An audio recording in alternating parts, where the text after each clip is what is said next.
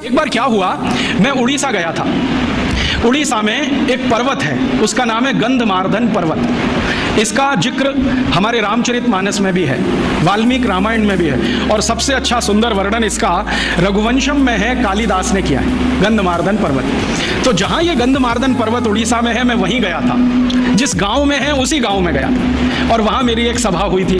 मैंने उस गांव के सरपंच को पूछा कि भाई ये गंधमार्दन पर्वत बड़ा मशहूर है, भारत के शास्त्रों में इसका बहुत वर्णन है, जरा बताओ इसकी विशेषता क्या है। तो उसने कहा कि साहब इसकी एक विशेषता ये है कि इस एक पर्वत पर 16,000 जड़ी बूटियां हैं। मैंने कहा नाम मालूम है? उसने कहा 16,000 के तो नहीं मालूम है, 500-600 के तो बता सकता हूं। फिर मैंने कहा किसको मालूम है? तो कहता मेरे दादाजी को 1000-1200 का मालूम है। दादाजी के दादाजी मिल गए तो शायद 2-2,500 का मालूम हो जाएगा, लेकिन एक ही गांव के छोटे से एक पर्वत पर 16,000 जड़ी बूटियां। तो मैं वहीं नजदीक में एक जिला है, वो जिले का नाम है कालाहांडी, भवानीपट्टनम उसका जिला केंद्र है। दौड़कर गया और वहाँ के जितने भी बॉटनी के प्रोफेसर्स थे सबको मैं मिला।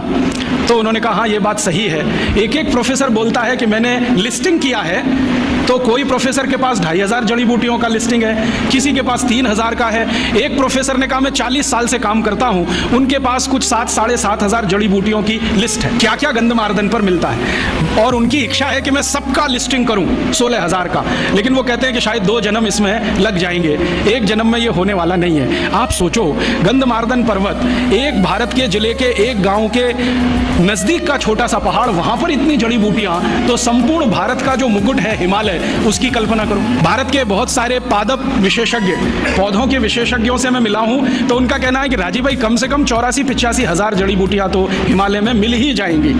मैंने पूछा अधिक से अधिक कितनी बताऊं? तो उनका वो अभी कैलकुलेशन संभव नहीं है, हमारी इमेजिनेशन काम नहीं करती, कल्पना शक्ति काम नहीं करती।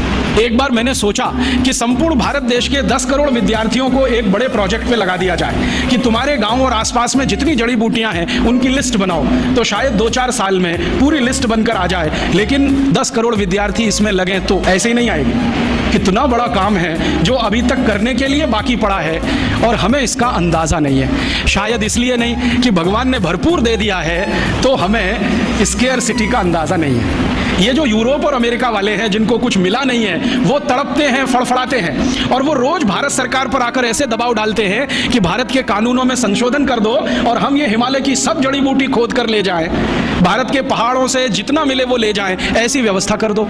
और इसी व्यवस्था के लिए उन्होंने गेट करार नाम का एक अंतर्राष्ट्रीय समझौता भारत से करा लिया है, जिसमें से रास्ते खुल जाएं ताकि भारत की बेशकीमती जड़ी बूटियां बिना किसी अवरोध के भारत के बाहर चली जाए। और इतने सारे रिसर्चर्स वहां से आते हैं यूरोप और अमेरिका से, वो एक ही बात के लिए यहां काम करते हैं, किस इलाके में क्या क्या जड़ी बूटियां हैं, कौन कौन से क्षेत्र में क्या क्या मिलता है। अब उन्होंने एक नया रास्ता निकाला है। भारत सरकार कुछ ऐसे मूर्खता के काम करती है, उनमें से एक काम है फॉरेन फंड से एनजीओ चलाना। विदेशी पैसा लिया और एक ट्रस्ट बना लिया, एक संस्था बना ली, एक एनजीओ बना लिया। तो ये जो विदेश में बैठे हुए लोग हैं ना, वो उन एनजीओज को थोड़ा डोनेशन देते हैं और कहते हैं बताओ तुम्हारे इलाके में क्या क्या है। ये मूर्ख लोग यहाँ थोड़े पैसे के लालच में सूची की सूचियां बनाते हैं और यूरोप और अमेरिका को भेजते जाते हैं कि यहाँ ये है, यहाँ ये है, यहाँ ये है, और उनको ये धीरे धीरे पता चल रहा है और धीरे धीरे वो भारत सरकार की बाहों उमेट रहे हैं। चीन इस मामले में थोड़ा होशियार है।